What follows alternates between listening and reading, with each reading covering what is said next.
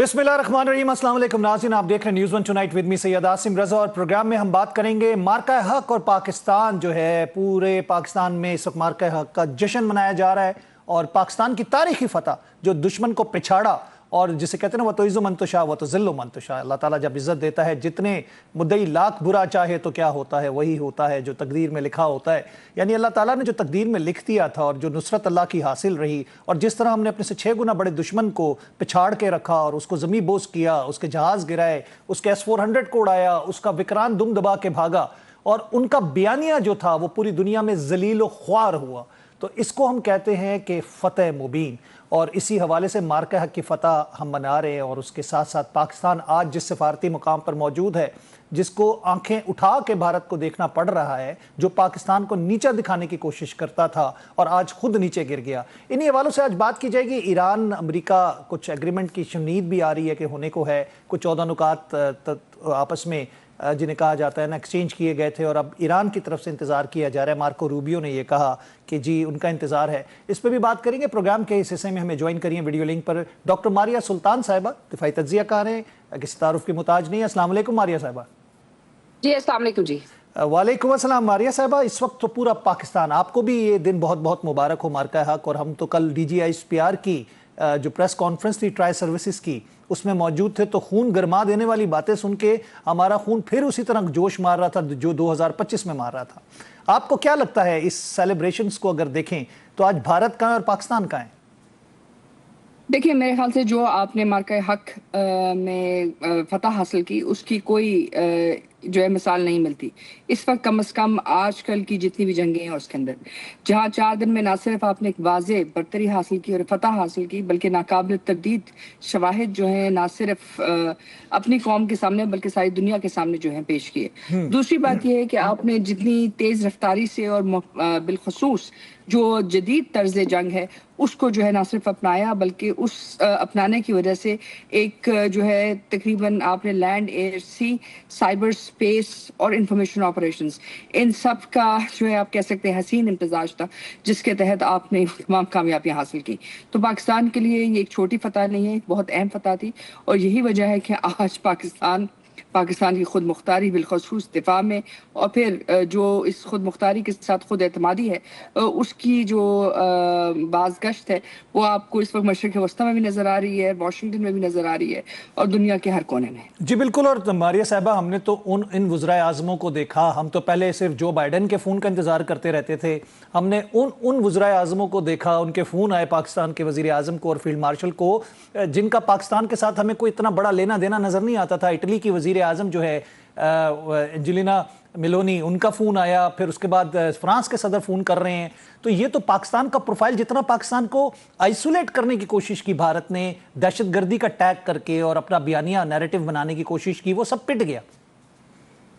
लेकिन ना सिर्फ वो पिट गया, बल्कि जो पाकिस्तान को इसके लिए है उसकी मिसाल आपको और कहीं नहीं मिलती। और बिलखसूस इस वक्त जो आप ग्लोबल साउथ है उसके लिए एक बहुत बड़े जो है आप एक तरह से आप उसके लिए एक बहुत बड़ी जो है मिसाल बन चुके हैं, ना सिर्फ तरक्की की बल्कि इस बात की भी कि आपने वो तमाम चीज़ें कर दी जिसके अंदर आप पहले ये समझा जाता था कि आप कोई जंग नहीं जीत सकते जब तक कि आपके पास कोई बड़ी सुपर पावर आपके साथ ना हो, या कोई आपके पास ताकत का जो तवाज़ुन है वो सिर्फ और सिर्फ ऑफेंसिव की तरफ हो। लेकिन आपने ये दिखाया कि अगरचे आपके पास दिफाई एतबार से आपके पास डिफेंसिव ऑपरेशंस जो हैं वो ज़्यादा थे हिकमत अमली के नुक्ते नज़र से, लेकिन आपने जितनी मजबूत पॉलिसी से मल्टी डोमेन ऑपरेशंस में ऑफेंसिव लॉन्च किया उसकी मिसाल भी आपको कहीं नहीं मिलती। तो ये एक तरह से तमाम ग्लोबल साउथ की फतह है, ये तमाम उम्मत मुस्लिमा की फतह है। और उससे भी बढ़कर ये पाकिस्तान को और पाकिस्तान की डिफेंस इंडस्ट्री को बिलखसूस जो आइंदा जदीद तर्ज जंग है उसकी कैपेबिलिटी के पॉइंट ऑफ व्यू से सेंटर स्टेज कर रही है। और इटली की इटली के जो लीडर्स हैं और इसी तरह जो बाकी लीडर्स हैं वो भी इसी बाज़गश्त की वजह से ना सिर्फ पाकिस्तान के साथ रवाबत बढ़ा रहे हैं, लेकिन हर कोई ये समझता है कि ग्लोबल साउथ में जो साउथ साउथ कोलैबोरेशन है वो इससे जो है उसके अंदर तरक्की भी होगी और उसकी जगह जो है एक तरह से बहुत सारे जो मसाइल हैं ममालिक के वो दूर होंगे। और इसकी जिंदा मिसाल आपके पास STMA की सूरत में नजर आई है। जी बिल्कुल। और डॉक्टर साहब, इस वक्त अगर हम देखें, पाकिस्तान ने एक नई जिहद दुनिया को इंट्रोड्यूस कराई है जंगी हालात और जंग लड़ने के हवाले से। जो हार्डवेयर और जो इक्विपमेंट पाकिस्तान के पास था जो इक्विपमेंट इंडिया के पास था, लेकिन ये पाकिस्तान की एक नई जहद को सब सीखने के लिए तैयार है और पाकिस्तान से सीख रहे हैं और उसको स्टडी कराया जा रहा है। देखिए, इसमें तो कोई शक नहीं है, स्टडी जरूर हो रहा है, लेकिन स्टडी के साथ साथ आपको ट्रेनिंग भी चाहिए, आपको इंडिजिनस कम्युनिकेशन चैनल्स भी चाहिए, और फिर आपको सबसे अहम बात यह है कि जो है आपको बर वक्त लीडरशिप चाहिए जो दौरान जंग ना सिर्फ आपको मुहैया भी हो, लेकिन उसके साथ साथ आप जो है उनके ज़रिए बहुत सारे वो काम कर सकें जो ज़रूरत होती है। देखिए, हिंदुस्तान आपसे बड़ी ताकत थी, हिंदुस्तान के पास आपसे ज़्यादा बड़े हथियार थे, उनके पास ज़्यादा फ़ाल हथियार थे, लेकिन इन तमाम तर चीज़ों की मौजूदगी के बगैर के बावजूद वो एक बुनियादी फतह भी हासिल नहीं कर सके आपके खिलाफ। देखिए, 8-0 का मतलब ये नहीं है कि 8-0, इसका मतलब ये है कि दुनिया में ये पहली मिसाल है कि जहाँ एक ऑफेंसिव जो है लॉन्च किया गया और वहाँ वो एक बम भी गिराने में नाकाम रहे। तो और ना सिर्फ नाकाम रहे, बल्कि पूरी की पूरी जो उनकी इनकमिंग सॉर्टी थी वो 200 किलोमीटर हिंदुस्तान के अंदर जो है तबाह हुई। और फिर अगले 4 दिन जब तक जंग रही, मतलब बजाय इसके कि वो अपनी एसेट्स का दिफा करते, वो मतलब या पाकिस्तान आते, वो तो सिर्फ और सिर्फ जो है ग्राउंड हो गए। और उसका जो है नुकसान आप सबके सामने है। इतनी बड़ी फोर्स जो आपसे 7 गुना 5 गुना ज्यादा थी, वो जो फोर्स है वो अपने एसेट्स तक का दिफा नहीं जी, कर जो सकी। कौम 16 एयर की बेसिस दिफा अटैक करने हुए। वाली फौज है वो अपना दिफा नहीं कर पा रही थी, और यही सवाल हिंदुस्तानी जो है अपनी फौज से पूछ रहे हैं, जिनको गद्दार कहा जा रहा है, चाहे वो अपोजिशन हो, चाहे वहाँ पे जो सेन वॉइसेस या जर्नलिस्ट हैं, वो यही सवाल कर रहे हैं कि जो फौज अपना दिफा नहीं कर सकती, अपने एसेट्स का दिफा नहीं कर सकती, वो मुल्क कौम का दिफा क्या करेगी। और उनके साथ जिस तरह उनके मीडिया ने झूठ बोला, वो पूरी दुनिया में उनकी एम्बैरसमेंट का बाइस बना, और बल्कि शर्मिंदगी से बढ़ के अगर हम कहें जलालत का बाइस बना। उसको आप देखें, जो एक बयानिया बनाया गया और उनकी फौज जो थी वो बयान जो दे रही थी या दे रही है, कल तक भी मैं कहूँ 13 जहाज उन्होंने क्लेम कर लिए कि हमने गिराए हैं, जो कि सियासी बयानिया हैं उनकी सियासत की तरफ से जो उनको प्रेशर आता है। तो जब फौज सियासी हो जाए तो फिर उसका तो हाल यही होगा। देखिए, ये मुमकिन नहीं हो सकता कि आप 13 जहाज गिराएं और उनका कोई हदूद अरबा ना हो। ये जदीद टेक्नोलॉजी है और इसकी जो तमाम तर चीज़ें हैं, ना सिर्फ जो कंपनियां ये बनाती हैं उनके पास भी इंदराज होता है, लेकिन उसके साथ साथ ये मत भूलें कि जो इंडिया पाकिस्तान की जंग थी, बिलखसूस बनियाल मरसूस के वक्त, सारी दुनिया की निगाहें इधर थी, सारी दुनिया के सैटेलाइट्स आपको मिनट बाय मिनट कवर कर रहे थे। और उससे भी जो बड़ी बात है वो ये है कि जो आपकी इलेक्ट्रॉनिक वॉरफेयर की बात, जो आपने कॉरिडोर बनाया, सेफ्टी कॉरिडोर बनाया, और जिसके बाद आपने उसको अटैक किया, उसकी मिसाल आपको कहीं और नहीं मिलती। तीसरी जो सबसे अहम बात है वो ये है कि हिंदुस्तान की फौज को तो मैं ज्यादा मतलब नहीं कहूंगी कि उनका मसला है, क्योंकि असल मसला उनकी सियासत का है और असल मसला उनकी लीडर्स का है, जिन्होंने ना तो फौज को, अगरचे उन्होंने हथियार जरूर ले दिए, लेकिन जो बाकी सिस्टम्स थे, जो बाकी इंटीग्रेटेड सिस्टम्स थे, उनको नहीं दिया। तो एक लिहाज से जो इंडिया कहता है जी हम वो इंटीग्रेशन ऑफ ऑपरेशंस की तरफ जा रहे हैं, वो हकीकतन जो है ज्वाइंटनेस ऑपरेशन पे अभी भी तकरीबन 10 साल पीछे खड़े हैं। और जाहिर है जब आप इसको मैदान जंग में पहुंचते हैं तो फिर ये तमाम चीज़ें काउंट करती हैं। जहां जंग मिनटों में, सेकंड्स में हो रही है, तो वहां अगर आप में इतनी ज़्यादा लैग्स हैं, कम्युनिकेशन लैग्स हैं, मिलिट्री लैग्स हैं, इंटीग्रेशन लैग्स हैं, और फिर पॉलिटिकल और मिलिट्री लीडरशिप के दरमियान फ़र्क है, तो अदवानी ज़रूरतमानीज आपको बॉलीवुड में तो जंग जितवा सकते हैं, लेकिन हकीकतन फिर आपको बहुत बड़ा अजीमत का सामना करना मेरे पड़ता है। ख्याल उससे से भी बड़ी उनके बात लिए ये तमाम चीजें जो है उनके सामने, आप सारी दुनिया के सामने है कि वो कैसे डिस्ट्रॉय हुई, और इनका डिस्ट्रॉय होना एक छोटी बात नहीं है, ये एक बहुत बड़ी शर्मिंदगी है किसी भी फौज के लिए। जी बिल्कुल। मारिया साहिबा, अब हम देखते हैं कि मशरिक़ वस्ता की जानिब जो इस वक्त एक बहुत बड़ा आलमी बहरान, जिसका पाकिस्तान सफारतकारी करके हल निकाल रहा है और क्रेडिट पाकिस्तान को मिल रहा है, उसमें भारत कहीं नहीं है, और वो इसराइल के साथ खड़ा होकर ज़िंदगी की और सबसे बड़ी गलती कर चुका है। आपको लगता है ये एग्रीमेंट की बातें आ रही हैं कि पिछले 48 घंटों की बात थी, कल तक की ये बात थी कि 48 घंटों में कोई एग्रीमेंट हो जाएगा, अब ये भी शुनीद है कि शायद शी जिनपिंग साहब से मिलने के मौके के ऊपर ये कर लिया जाए, पाकिस्तानी क़यादत भी उधर बुला ली जाए, दुनिया के और अहम लीडर्स भी उधर आ जाएं। देखिए, चाहे वो प्रेसिडेंट शी जिनपिंग के सामने किया जाए, चाहे इस्लामाबाद में किया जाए, बात तो यह है कि तमाम जो चैनल्स हैं वो इस्लामाबाद से गुजरे हैं। हकीकत यह है कि आपने वो कलीदी किरदार अदा किया है। दुनिया की सबसे बड़ी जंग, इस खित्ते की सबसे बड़ी जंग, और इस वक्त जो दुनिया में एनर्जी का बहरान है वो कोई और मुल्क नहीं कर रहा, वो आप कर रहे हैं, आपकी लीडरशिप कर रही है। तो वो चाहे वॉशिंगटन में होती है, चाहे बीजिंग में होती है, चाहे तेहरान में होती है, फ़र्क तो यही है کہ یہ، اور سچ بھی یہی ہے کہ یہ تمام کچھ جو اس وقت حاصل ہو رہا ہے اس پلیٹ فارم پہ، اس کے پیچھے پاکستان اور پاکستان کی لیڈرشپ اور پاکستان کا جو وقار ہے اس کے اندر ایک بہت بڑا جو ہے اس کا کردار ہے. تو ایک لحاظ سے یہ پاکستان کے لیے باعث فخر ہے کہ آپ دنیا میں امن کا باعث بنے ہیں. یہ باعث فخر ہے کہ آپ نے اس خطے کے اندر آپ نے واپس اسٹریٹجک بیلنس کو ریسٹور کیا ہے، اور آپ نے ہندوستان کو بھی یہ بات باور کروائی ہے کہ کوئی جنگ اتنی آسان نہیں ہے. جو آپ ان کے اوپر عائد کرنے کی کوشش کریں گے تو اس کا کوئی رد عمل نہیں آئے گا. اور اس کے ساتھ ساتھ جو پاکستان کا ابھرتا ہوا کردار ہے اس وقت مشرق وسطیٰ میں، وہ بھی اس بات کی نوید ہے کہ پاکستان انشاءاللہ تعالی اس خطے کے اندر ایک بڑی طاقت کے طور کے اوپر، ایک مستحکم طاقت کے طور کے اوپر ابھر رہا ہے. جی بالکل، نو ڈاؤٹ. اور اس کے علاوہ اگر ہم دیکھیں تو گزشتہ روز کوئی جھڑپیں بھی ہوئی ہیں ہرمز کے اندر، اور کچھ آپس میں ایسکلیشن تھوڑی سی دوبارہ بڑھی. یو اے ای کے اوپر اٹیک کی بات کلیم یو اے ای کر رہا ہے، ایران نے اس کو ڈینائی کیا. یہ آپ کو کیا وار فیئر میں یہ کیا نیا ایک جہد یہ ہے، یہ فالس فلیگ آپریشن ہیں؟ دیکھیں یہ تو دیکھیے فالس فلیگ آپریشنز نہیں ہیں. اس وقت بہت ساری فرسٹریشن ہے. جس الائنس نے یہ جنگ شروع کی تھی وہ الائنس جو ہے اس وقت تھوڑا سا مشکل میں ہے، جس میں اسرائیل، یو اے ای اور ہندوستان تھے، اور اس میں امریکہ بھی تھا. ظاہر ہے وہ جو الائنس تھا وہ ایک اس بات کے اوپر بیسڈ تھا کہ جی یہ جنگ جو ہے شیعہ سنی جنگ میں تبدیل ہوئے گی. وہ اس بات پہ فیس تھا کہ یہ پرشین نان پرشین جنگ میں جڑے گی، یعنی کہ عرب اور عجم کی جنگ بنے گی. ان کا خیال تھا یہ مشرق وسطیٰ کی سب سے بڑی جنگ بنے گی، اور آخر میں جو گلف کنٹریز ہیں وہ بھی اس جنگ میں شرکت کرے گی. لیکن ہم نے دیکھا نہ تو باقی ممالک نے اس میں شرکت کی، بلکہ جو منظرنامہ ہے اس میں جو لوگ جنہوں نے جنگ شروع کی وہ آخر تک وہی لوگ موجود تھے.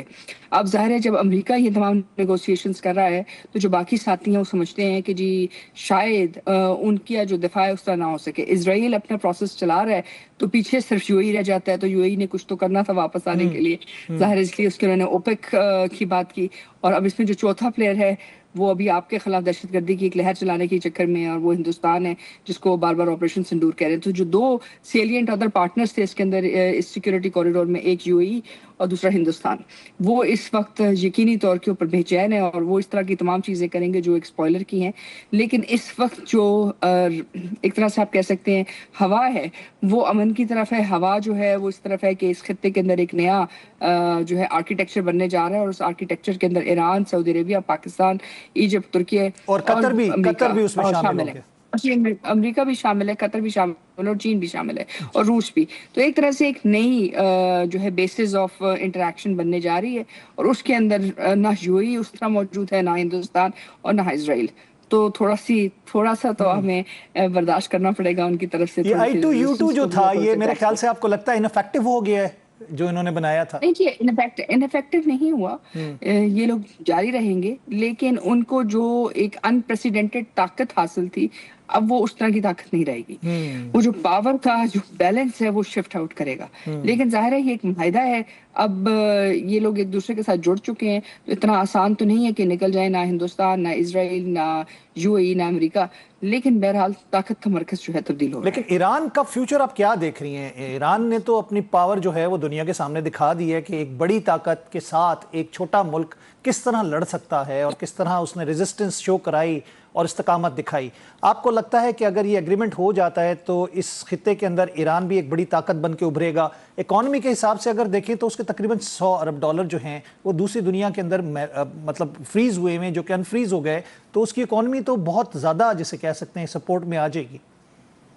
دیکھیں ان کا مسئلہ اکانومی کا نہیں ہے. اکانومی ان کا ایک چیلنج ہے، کیونکہ وہ تیل بنانے مطلب تیل ایکسپورٹ کرنے والے ملک ہیں. ان کا اصل مسئلہ یہ ہے کہ وہ گلوبل فائنینشیل سسٹم سے باہر نکل گئے تھے، سوئفٹ سسٹم سے باہر نکل گئے تھے. تو اس وقت جو سینکشنز اگر امریکہ کی طرف سے اٹھتی ہیں تو وہ اس سوئفٹ سسٹم کے اندر دوبارہ آئیں گے.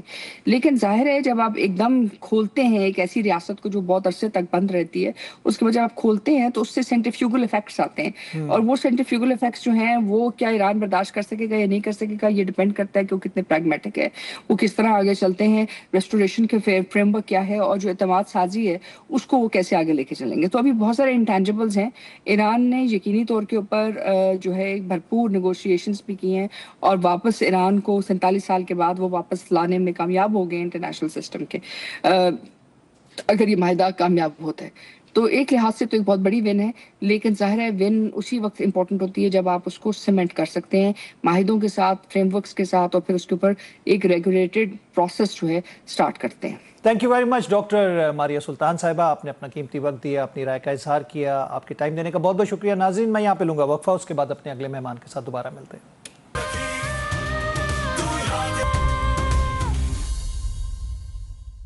ویلکم بیک ناظرین، ایک دفعہ پھر خوش آمدید کہتے ہیں۔ پروگرام کے حصے میں ہمیں جوائن کریں سابق وزیر خارجہ خورشید قصوری صاحب۔ خوش آمدید کہتے ہیں قصوری صاحب آپ کو ہم۔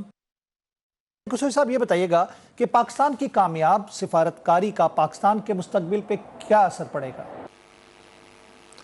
دیکھیے، میں یہ سمجھتا ہوں کہ یہ جو پچھلا 1 سال گزرا ہے یہ حیرت انگیز تبدیلیوں کا سال ہے، بہت مثبت تبدیلیوں کا سال ہے پاکستان کے لیے، ڈپلومیٹیکلی، ملیٹریلی، اور ہمیں ایک موقع مہیا کرتا ہے کہ ہم اس سال کو اور اس وقت کو پوری طرح سے اس کا فائدہ اٹھائیں، اور ہمارے جو اپنے کچھ ملک کے اندر مسائل ہیں جو ہم نے ریفارمز کرنے ہیں وہ کریں، کیونکہ اس قسم کی جو اپرچونٹیز روز روز نہیں ملتی۔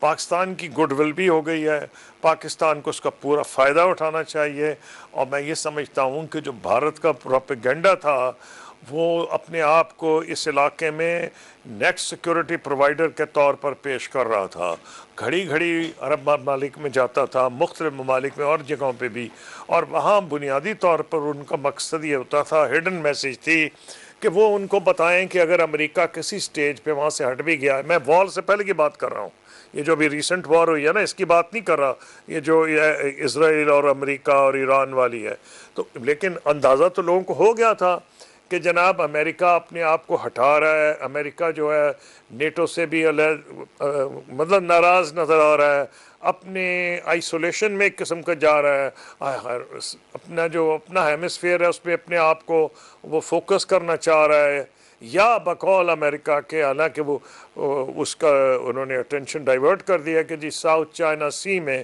وہ اپنی اٹینشن فوکس کرنا چاہتے ہیں، تو اس کا بھارت فائدہ اٹھا کے امپریشن یہ دے رہا تھا، ہمارے بہت سے عرب بھائی ہیں وہ ممالک کو دورے کر کے کہ جناب کوئی خطرے کی بات نہیں، ہم جو موجود ہیں، لیکن وہ جو ان کا تھا ساری ایکسرسائز بالکل بری طرح فلاپ ہو گئی، اور کیونکہ I monitor Indian media very keenly, I am also writing my next book, تو اس سلسلے میں مانیٹر کر رہا تھا، تو مجھے دیکھا میں نے کہ وہ تو بڑی word use was disappointment, یہ یوز ہو رہا تھا کہ جو پاکستان کا سعودی عربیہ سے الائنس ہوا ڈیفینس، یوزنگ ورڈ ڈس اپوائنٹمنٹ، یعنی کہ انڈین گورنمنٹ ڈس اپوائنٹ ہو گئی ہے، انہوں نے جتنی ایفرٹ کی تھی وہ خاک میں مل گئی ہیں، ان کا جو پرفارمنس ہوا ہے اس وار میں، جو انہوں نے پاکستان پہ زبردستی تھوپی تھی، انہوں نے ہی تھوپی تھی نا، اور انہوں نے بہانہ بنا کے ہمارے ہاں سویلینز کو کہہ تو دیا یہ سب دہشت گرد ہیں، بڑے بڑے شہروں میں بڑی بڑی بلڈنگز پہ حملہ کر دیا، بچے خواتین مارے گئے، کو پندہ پوچھے اتنے دن سے اگر آپ پروپیگنڈا کر رہے ہیں کہ آپ حملہ کریں گے تو کوئی دہشت گرد ود انورٹڈ کامز بیٹھا ہوگا کہ آئے اور بم کھائے، تو انہوں نے پاکستان کو ہیمیلیٹ کرنے کی خاطر یہ کوشش کی تھی کہ دیکھو ہم دناتے ہوئے آئیں گے، ہم کیا کریں گے، وہ الٹا منہ ان کے پڑ گیا ہے، اور میں سمجھتا ہوں کہ اگر کوئی آنے والا تاریخ دان یہ لکھ دے ان کو سم اپ کرنے پہ، پاکستان کی طرف سے کوئی لکھ رہا ہو، وہ کہے thank U prime minister Modi, انہوں نے اتنا بڑا احسان کر دیا پاکستان پہ، یہ جو انہوں نے جنگ تھوپی تھی الٹا پڑ گیا ان کے سارے گلف میں، ساری دنیا میں، اب تو لوگ لکھا جا رہا ہے کہ پاکستان کی جو کمزوریاں ہیں جو ہیں میں مانتا ہوں، جن کو ریموو میں نے آلریڈی اشارہ کیا ہے، یہ کیسے ہو سکتا ہے کہ ایک ملک ایسا رول ادا کر سکتا ہے، کئی وجوہات ہیں، ہماری جیوگرافیکل لوکیشن، ہمارا سائز، ہماری ملٹری کی strength, we are the only Muslim nuclear power, باوجود اپنی ویکنسز کے، اب ان کو سمجھ آ رہی ہے، جو دنیا بتا رہا ہے کہ ہاں یہ رول تو پاکستان کے علاوہ شاید کر ہی کوئی نہیں کر سکتا تھا، جس کا میں نے آپ کو اشارہ کیا ہے کہ رول تو میں بھی کیا کرتا تھا جب میں فارن منسٹر تھا، لیکن یہ دنیا کو نہیں اتنی سمجھتی، کیونکہ اب امریکہ اور ایران آمنے سامنے کھڑے ہو گئے تو ساری دنیا کا میڈیا کا فوکس ہو گیا ہے، اور وہ حیران ہے کہ جی اور کوئی ملک نہیں رہا جو یہ رول ادا کر سکتا، تو پاکستان کی بہت بڑی ڈپلومیٹک سکسیس بھی ہے، اور militarily بھی it has been a great year for Pakistan. خصوصی سر یہ بتائیں کہ جب ہم بات کرتے ہیں بھارت کی ایک پاکستان کو آئسولیٹ کرنے کی پالیسی تھی، پاکستان کو آئسولیٹ کرنے کے لیے اس نے اربوں ڈالر خرچ کیے، اب بھارت کہاں ہے اور پاکستان کہاں ہے؟ جی ہاں، میں کیونکہ کتاب لکھ رہا ہوں تو میں شروع سے فالو کر رہا تھا اور میں پریڈکٹ کر رہا تھا کہ ہندوستان اس پالیسی میں فیل ہوگا. مجھے یاد ہے کہ امرتسر میں ایک ہارٹ آف ایشیا کانفرنس ہوئی تھی اور اس میں پریزیڈنٹ جی بھی تھے اور روس کے بھی نمائندے تھے، اسپیشل ریپرزینٹیٹیو. تو ادھر بھی انہوں نے یہی راگ الاپا تھا، ٹیررزم فلاں یہ وہ. ان کے منہ پہ پریزیڈنٹ جی نے ان کو کانٹرڈکٹ کیا تھا. پھر ان کو جب اندازہ ہونے لگا کہ دال نہیں گل رہی تو انہوں نے کو تھوڑی سی امینڈمنٹ کی تھی. ایٹ سم سٹیج ان کی فورن منسٹر بھی پھر پاکستان آئی تھی. تو میں آپ کو کہنے کی کوشش کر رہا ہوں یہ نئی کوشش نہیں ہے، کئی سالوں سے یہ کوشش کیے جا رہے ہیں. اور میں کئی جگہ پہ فورمز میں انٹرنیشنلی جب بات کرتا ہوں وہاں میرے انڈین جو انٹرلوکیوٹرز ہیں وہ بھی موجود ہوتے ہیں ٹریک 2 کانفرنسز میں.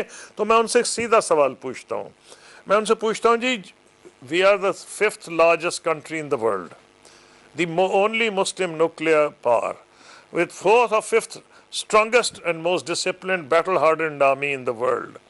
تو مجھے یہ بتائیں we are a part of the Muslim world. ہم one of the most important members of the Organization of Islamic Conference. آپ وہ half the global south ہے، OIC کے 57 members ہیں. We are part of the English speaking world. We are members of the Commonwealth. شروع سے ہم مختلف alliances میں رہے ہیں، چاہے وہ اچھی بات تھی بری آج بحث نہیں ہو رہی. سیٹو، سینٹو، بغداد پیکٹ. تو آپ ہمیں آئسولیٹ کیسے کریں گے؟ تو وہ چپ ہو جاتے تھے، کوئی جواب نہیں تھا. اب کلیئر ہو گیا ہے کہ پاکستان کو انڈیا آئسولیٹ نہیں کر سکا بلکہ آئسولیٹ خود ہوا ہے. اور جو اس نے یہ بھونڈا ڈرامہ رچایا تھا جب حملہ کیا تھا انہوں نے پچھلے سال، تو ان کو یورپین یونین سے بھی نہیں سپورٹ ملی، ان کو مسلم کنٹری سے تو بالکل سپورٹ نہیں ملی. اور کچھ ملکوں نے، ترکی نے اور آذربائیجان نے ہماری کھلی سپورٹ کی. اور انڈیا کی آپ حیران ہوں گے سوائے اسرائیل کے کسی نے سپورٹ نہیں کی تھی پچھلے سال جنگ کے اندر.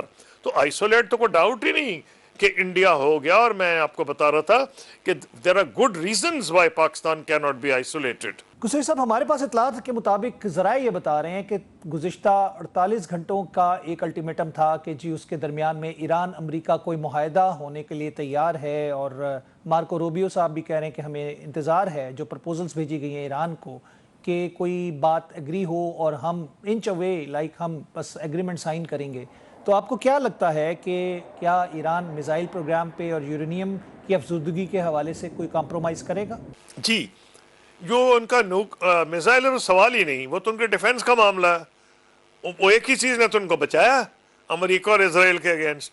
ان کی جو یہ ڈرونز ہیں اور میزائل ٹیکنالوجی، سوال ہی نہیں کہ اس پہ کمپرومائز ہو جائے. ہاں کچھ نہ کچھ رینج کے اوپر بات ہو جائے گی کہ راکٹ کی رینج کتنی ہوگی یہ وہ. اب مسئلہ ہے نیوکلیئر کا، اس کے اوپر کو راستہ ایسا ڈھونڈا جائے گا جس میں دونوں پارٹیز وکٹری کلیم کر لیں. یہ ایران یہ تو کمپرومائز نہیں کرے گا کہ فار آل ٹائمز وہ کرے گا ہی نہیں جی یہ نیوکلیئر انریچمنٹ. اس کی وجہ ہے کہ این پی ٹی کے تحت اس کے لیگل رائٹس ہیں. As a member of the N P T وہ is entitled. Civil nuclear energy جو ہے وہ اس کے بڑے پیسفل یوزز ہیں، ایگریکلچر میں بھی ہیں، میڈیسن میں بھی ہیں. تو آپ اتنی بڑے ملک کو کیسے ڈینائی کر سکتے ہیں کہ جی ساری دنیا تو فائدہ اٹھائے گی ایگریکلچر میں، میڈیسن میں، ہر جگہ، لیکن آپ نہیں اٹھائیں گے. تو یہ مجھے سمجھ نہیں آ رہی. تو کوئی نہ کوئی اس قسم کی ارینجمنٹ ہوگی کیونکہ امریکہ کا کہنا یہ ہے کہ ہم بم نہیں بنانے دیں گے. اس کے اوپر تو میرا خیال ہے کوئی نہ کوئی اگریمنٹ ایسا ہو سکتا ہے کہ وہ خود کہتے ہیں ہم نے بم نہیں بنانا. کوئی ایسا راستہ ڈھونڈیں گے جس میں انریچمنٹ اتنی لو ہوگی یا ہو سکتا ہے رک جائے فار سم ایئرز، مجھے نہیں پتا کتنے سال. وہ اپنا یعنی رائٹ پوسٹ آپ کہہ دیں مورٹوریم لگایا جا سکتا ہے، وہ اپنے رائٹ سے ایبڈیکیٹ نہیں کرے گا. لیکن میں سمجھتا ہوں کہ جو پریزیڈنٹ ٹرمپ کے بیانات آ رہے ہیں اور جو ان کے سیکرٹری آف اسٹیٹ کا بیان آیا ہے کہ آپریشن ایپک فیوری ختم ہو چکی ہے، اس سے واضح ہو چکا ہے کہ وہ اس جنگ کو بڑھانا نہیں چاہ رہے. اور ان کی خواہش ہے کسی طور پر اگر ممکن ہو اگلے 5-6 دن میں کوئی نہ کوئی پازیٹیو ڈیولپمنٹ ہو کہ جب وہ چائنا جائیں تو یہ ٹاپ آف دی ایجنڈا نہ ہو دیکھیں اگر وہ نہیں ہوا تو ایجنڈا ہی بھی ہے ہو جائے گا, ہائی جیک ہو جائے گا سر. جو حالانکہ international peace depends on good relations between China and the United States. There are lots of issues جس میں world peace is involved. Artificial intelligence اتنی تباہی مچا سکتی ہے اگر چائنا اور امریکہ آپس میں بیٹھ کے کچھ اگریمنٹ نہ کریں, کچھ پروٹوکالز پہ اگری نہ کریں, تو دنیا کا فیوچر مستقبل خطرے پڑ جائے گا. پھر بہت سی ایسی چیزیں ہیں, کلائمیٹ چینج تو امریکہ ویسے ہی نکل گیا ہے تو میں اس کا کچھ نہیں کہنا چاہتا, لیکن جو رشیا اور امریکہ نے جو پہلے دنیا بچی ہوئی تھی کیونکہ انہوں نے نیوکلیئر پروگرامز کے اوپر, میزائلز کے اوپر ایک اگریمنٹ کیا تھا جیسے کہتے ہیں ایک تھی اسٹریٹجک آرمز لمیٹیشن اسٹاکس, ایک سٹارٹ تھی, وہ بھی ایکسپائر کر گیا ہے. تو خیال تھا کہ وہ چائنا کے ساتھ اس پہ بھی بات کریں گے. تو جو دنیا کا ایجنڈا ہے, جو پھر ٹریڈ ہے جو دونوں کے درمیان بہت بڑا ایشو ہے جو ساری دنیا کے لیے مصیبت بن گیا ہے, پریزیڈنٹ ٹرمپ کے جو ٹیرفس ہیں, خیال تھا اس پہ بات ہوگی تو ایجنڈا ہی ہائی جیک ہو جائے گا, ساری اٹینشن اس پہ ہو جائے گی. اس لیے مجھے امید ہے کہ کیونکہ یہ اتنی امپورٹنٹ وزٹ ہے اور یہ وزٹ پوسٹ پون نہیں ہوئی, میرا ایک سٹیج پہ خیال تھا کہ اگر نہ معاملہ بڑا خراب ہو گیا تو شاید وزٹ کچھ دن کو پوسٹ پون ہو جائے, لیکن وزٹ تو آن ٹائم جا رہی ہے. اس کا لگ رہا ہے کہ کچھ نہ کچھ شاید ایسی چیز ہو رہی ہے سیکرٹلی جس سے یہ کوئی نہ کوئی اچھی خبر ہمیں مل جائے کہ ایٹ لیسٹ ایک ٹیبل پہ بیٹھنے کے لیے تیار ہو گئے ہیں, کوئی منیمل فریم ورک اگری ہو چکا ہے. ایسا ہو سکتا ہے. قصوری صاحب یہ بتائیے گا کہ فیلڈ مارشل عاصم منیر صاحب اور وزیر اعظم کا نام ٹرمپ صاحب ہر جگہ لے رہے ہیں, اور اس وقت ہم دیکھ رہے ہیں کہ امریکہ کا اس وقت جو دار و مدار ہے وہ پاکستان پر ہے, اور آپ کو لگتا ہے کہ پاکستان ایران اور امریکہ کے درمیان جو سفارتکاری کر رہا ہے اس کے اندر اس کو کامیابی حاصل ہو جائے گی؟ پاکستان کو جس طرح کریڈٹ دیا جا رہا ہے اور پاکستان کو ہی کہا جا رہا ہے کہ یہی واحد ثالث ہے. دیکھیے میں نے تو آپ کو پہلے کہا ہے کہ پاکستان وہ واحد ملک ہے جو یہ رول ادا کر سکتا ہے. یہ میں نے آپ کو پہلے بھی کہا, یہ عیاں ہو گیا دنیا میں. اسی پہ لیے دنیا میں دوبارہ پاکستان پہ بہت زیادہ انٹرسٹ ہے, انٹرنیشنل میڈیا میں اس کی کوریج ہو رہی ہے. اور یہ کوئی ڈاؤٹ ہی نہیں کہ فیلڈ مارشل عاصم منیر نے موقع جو ہے ایسا گراسپ کیا, یہ جو ان کو وائٹ ہاؤس میں انویٹیشن ملی تھی وچ واز انپریسیڈنٹڈ, تو وہ جب وہاں گئے ہیں تو مجھ سے میڈیا نے یہ پوچھا تھا کہ کیا ڈسکشن ہو رہا ہے. میڈیا والے حیران تھے بھئی کس لیے یہ ان کو, تو میں نے کہا ایران ڈسکس ہو رہا ہے. ان کا خیال تھا کہ پاکستان تو کس طرح پارینہ ہے, اس میں تو ماشاءاللہ ہم نے بہت اچھا پرفارمنس کیا ہماری آرمڈ فورسز نے, تو ڈسکشن ہو رہا تھا ایران. تو امریکہ کو اندازہ تھا, ہمارے فارن آفیسز, ان کے اسٹیٹ ڈپارٹمنٹ, ان کا پینٹاگن, ہمارا جی ایچ کیو, یہ انسٹیٹیوشنل میموری ہے کہ پاکستان نے ماضی میں بھی یہ رول ادا کیا جیسے میں آپ کو بتا رہا تھا. نمبر 2 یہ ہے کہ I have to give credit کہ انہوں نے اس کو ایک اپرچونٹی آتی ہے, آپ ضائع بھی کر سکتے ہیں. یہ اپرچونٹی ضائع نہیں ہوئی, ہم نے بڑا اس کو گراسپ کیا اس اپرچونٹی کو, اور اس اپرچونٹی کا ہماری کوشش ہے کہ اس کو فائدہ ہم کو ہو. اور الٹیمیٹلی میری کوشش ہے, دعا ہے, اور میری تو یہ میں کہوں گا کہ ہماری جو ویکنیسز ہیں ہم یہ اپرچونٹی یوز کریں فار برنگنگ انسٹیٹیوشنل ریفارمز, جس کے بعد پاکستان کی جو ایک کمزوری ہے وہ ہماری دوسروں پہ اکنامک ڈپینڈنس ہے وہ ختم ہو جائے. اور یہ آپ کو ایک گلوریس اپرچونٹی ملی ہے کہ آپ اپنی جو وہ ریفارمز ہیں وہ آپ کر سکیں. ایک اس کے لیے ایک اپرچونٹی چاہیے ہوتا ہے, ماحول چاہیے تھا, ماحول آپ کو مل گیا. قصوری صاحب آج ہم مارکہ حق کی سالگرہ منا رہے ہیں, اور ہم دیکھ رہے ہیں کہ بھارت میں تو سندور کی برسی منائی جا رہی ہے اور وہاں پہ ماتم مچا ہوا ہے, یعنی کہ ان کے جو چہرے اترے ہوئے نظر آ رہے ہیں. انڈیا کے حوالے سے کیا آپ کو لگتا ہے کہ وہ اس پوزیشن میں ہے کہ وہ دوبارہ پاکستان کے ساتھ کوئی مس ایڈونچر یا کوئی اور چھیڑ چھاڑ کر سکتا ہے؟ دیکھیں آپ تو ریشنلی میں بات کر سکتا ہوں نا, لاجیکلی, ریشنلی, کو کامن سینس, کوئی انڈین آرمی کا جنرل, کیونکہ India as a professional army, تو آئی ڈونٹ تھنک اگر یہ جرنیلوں سے پوچھیں, اپنی ایئر فورس سے پوچھیں, نہیں تو وہ تو ان کو ایڈوائز نہیں کریں گے. इन्होंने जो लास्ट टाइम जो किया है, जो सबसे बड़ा इनको इंडिया को नुकसान हुआ है कि जो प्रोफेशनलिज्म इसकी आर्म्ड फोर्सेस का था उसको उन्होंने कॉम्प्रोमाइज़ किया है और उनके जर्नैलों से ऐसे बयानात दिलवाए हैं जो जेब नहीं देते, वो सियासी बयानात हैं। वो इन अदर वर्ड्स जो सियासत जब फौज में इस तरह एंटर कर जाए, और Indian army use to be, और इंडिया बड़ा बात करता था जी हमारी आर्मी ये पॉलिटिकल है, उनसे बयानात ऐसे न दिए गए हैं, तो उससे मैंने अंदाज़ा ये लगाया है कि बहुत से जो रिटायर्ड जनरल हैं वो लिख रहे हैं अब कि इसमें ना तो इंडियन आर्मी को की कोई अच्छी रेपुटेशन बनी है, और नंबर 2 इन्होंने इंडियन आर्मी में जो हिंदुत्व के किस्म की सोच पैदा करने की कोशिश की है। मेरा ख्याल है इंडियन आर्म्ड फोर्सेस में इसमें रेजिस्टेंस होगी, हो या ना हो, लेकिन उनकी प्रोफेशनलिज्म जो है वो डेफिनेटली अफेक्ट हुई है। लेकिन इतने लिखने वाले इंडिया में हैं, हम तो ज़्यादा देखते हैं जो कि इनका गोदी मीडिया कहलाता है, जो कि लेगेसी मीडिया है, जो बड़े बड़े चैनल्स हैं जो माजी में बड़े एक पाए के चैनल्स थे, लेकिन जितने पाए के जर्नलिस्ट थे उनको फारिग कर दिया गया है। अब वो जिस किस्म की नॉनसेंस अब वहाँ सुनते हैं कि कॉम्पियर खुद भी चीखने लगता है, उसके मुंह से झाग निकलने लगता है, और वो जो नैरेटिव वो बिल्ड करने की कोशिश कर रहे हैं उससे इंडिया की नेकनामी नहीं हो रही। तो अब आप मुझसे पूछ रहे हैं क्या वो करेगा, ये बहुत से लोग इंडिया में लिख रहे हैं और मैं उनको फॉलो कर रहा हूँ और अपनी किताब में जिक्र करूँगा। जो इंडियन में 2 किस्म के हैं, एक तो टोटल सरकारी टोडी हैं, एक इंडिपेंडेंट है, एक वो हैं जो इंटरनेशनल मीडिया में इंडियंस लिख रहे हैं, उनको भी मैं मॉनिटर कर रहा हूँ। वो इंडिया को सपोर्ट करना चाहते हैं लेकिन वो 50-50 वाले कहानी में आ गए हैं, 40% हमें सपोर्ट कर देंगे, 60 इंडिया को, विच मीन्स के nobody in India beliefs the rhetoric of its own government, जिसमें वो इम्प्रेशन देते हैं कि उनको बड़ी कामयाबी हुई। तो जब उनको ये पता है और उनके जर्नल और रिटायर्ड सिक्योरिटी ऑफिशियल्स लिख रहे हैं कि इंडिया को नुकसान हुआ है इस ऑपरेशन का जो उन्होंने किया था, तो फिर क्यों वो दोबारा उसको रिपीट करना चाहेंगे। ये तो मैं आपसे लॉजिक से बात कर रहा हूँ, लेकिन जब लॉजिक ख़त्म हो जाए और इंसान जुनूनी हो जाए और जुनून में वो मुब्तला हो जाए और अकल से आरी हो जाए, वो क्या करेंगे। मैं कोई ज्योतिषी तो नहीं कि मैं आपको उसका जवाब दूँ। कसूरी साहब ये बताइएगा कि जिस तरह कहा जा रहा था कि ईरान के बाद पाकिस्तान का नंबर है और इंडिया के साथ इसराइल खड़ा है, और ख्वाहिश यही थी कि पाकिस्तान के ऊपर इंडिया हमला करे और बैक पे इसराइल ही होगा, जैसे कि हमने लास्ट ईयर 2025 में देखा था, और सारी सहूलतकारी जो थी वो इसराइल कर रहा था। आपको लगता है कि इसके बाद भी ये कोई हिम्मत करेंगे ऐसी? नहीं, रहनी तो बिल्कुल नहीं चाहिए। इसराइल वो मुल्क है जिसको अंदाज़ा है कि जो उसके हमने अब नहीं 1973 में उसके पायलट्स जो है गिराए थे पाकिस्तानी एयरफोर्स ने इन सीरिया।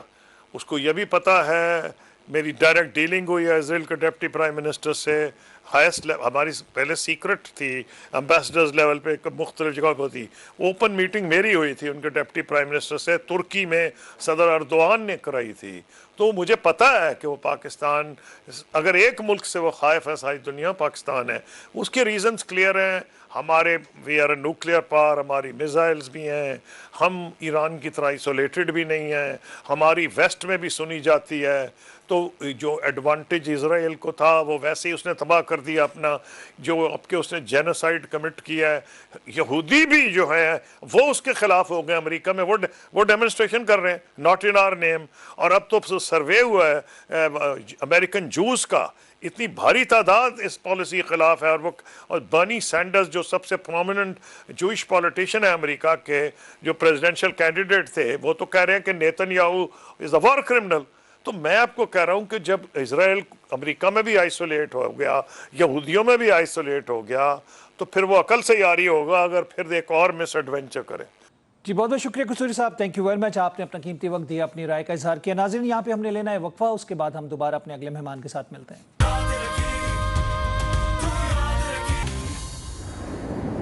वेलकम बैक नाज़रीन, एक दफ़ा फिर खुश आमदीद कहेंगे आपको प्रोग्राम न्यूज़ 1 टुनाइट पे। और मार्का हक की फतह के जश्न के हवाले से अगर देखें तो इस्लामाबाद की फ़ज़ाओं में भी इस वक्त घन घरज के साथ जो जहाज़ हैं पाकिस्तान के फ़ज़ाइया के शाहीन जो हैं वो उड़ते हुए नज़र आ रहे हैं, और जिसे कह सकते हैं ना स्पेशल सेलिब्रेशंस की तैयारियां भी जारी हैं। और साथ साथ हम पूरे कौम के अंदर वो जोश और जज्बा देख रहे हैं जो कि पिछले साल 2025 में और मई 6 और 7 और 10 मई को हमने देखा जिस तरह हमने दुश्मन को पिछाड़ के रखा और अपने से 6 गुना बड़ी ताकत, यानी कि जो अपनी ताकत के जोम में था, एक बड़ी इकॉनमी का उसको जोम था, उसको ज़मीबोस होते हुए हमने देखा, उसके मीडिया को ज़मीबोस होते हुए देखा, उनके गरूर को ज़मीबोस होते हुए देखा। हमारे साथ प्रोग्राम के इस हिस्से में मौजूद है ब्रिगेडियर रिटायर्ड सैयद नज़ीर साहब। अस्सलाम वालेकुम सैयद साहब।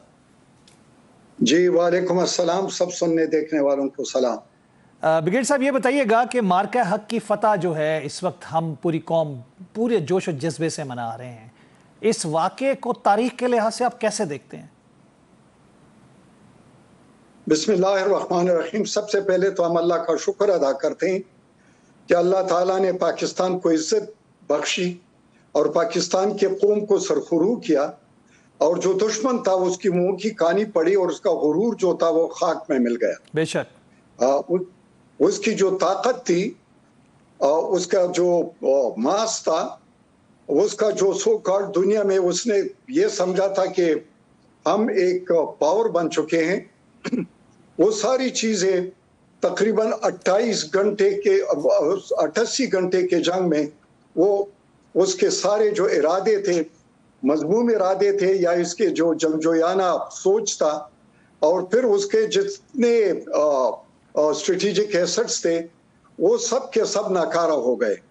तो इस मौके पर मैं ये समझता हूँ कि अल्लाह ताला ने जिस तरीके से पाकिस्तान को फतहयाब किया है, इसके पीछे हमारी सिक्योरिटी फोर्सेस और कौम की कुर्बानियां शामिल है, और इस कुर्बानियों के नतीजे में 6 और 7 मई के रात को तकरीबन 40 मिनट में पाकिस्तान सरखुरू हो गया और दुश्मन नाकाम हो गया।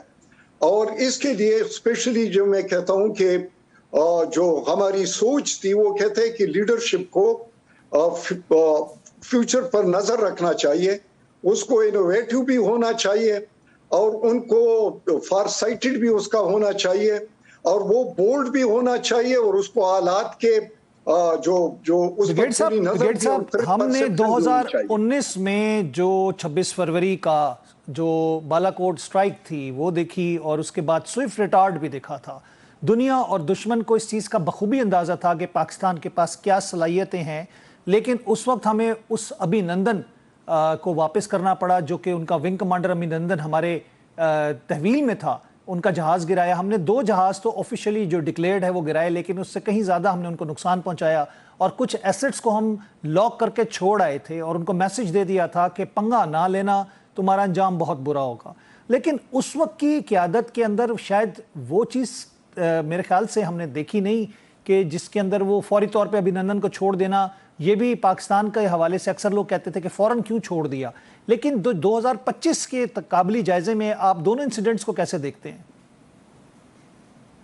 देख लो, मैं ये देखता हूं कि जिस तरीके से सिक्योरिटी के पैराडाइम में और जिस तरीके से बालाकोट के जवाब में जो हमारे DGSPR ने उनको बड़े क्लियर टर्म्स में कि we will respond and we will surprise you, और वही हुआ कि हमने दिन दहाड़े उनके कितने टारगेट्स को लॉक किया, और इसके अलावा उनके एयरफोर्स को ब्लाइंड किया, और अभिनंदन को भी गिराया, और इसके अलावा Su-30 को भी, और फिर उन्होंने इस कंफ्यूजन में अपना जहाज भी गिरा दिया और हेलीकॉप्टर को भी बाहर गिराया।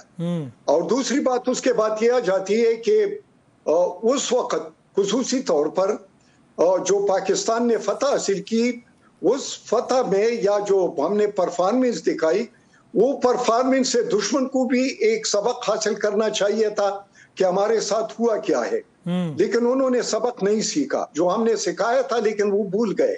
और दूसरी तरफ पर हमारे लिए भी यह था कि ये मकार दुश्मन है, इस मकार दुश्मन के साथ कोई नरमी बरतना, इसके लिए डिप्लोमेटिक और आसान जबान इस्तेमाल करना, और तीसरी बात है कि इस पर बावर या इससे कोई बेहतरी की तवक्को रखना वो बेकार है, वो मतलब है कि खुद को धोखा देने के मुतराबिब है।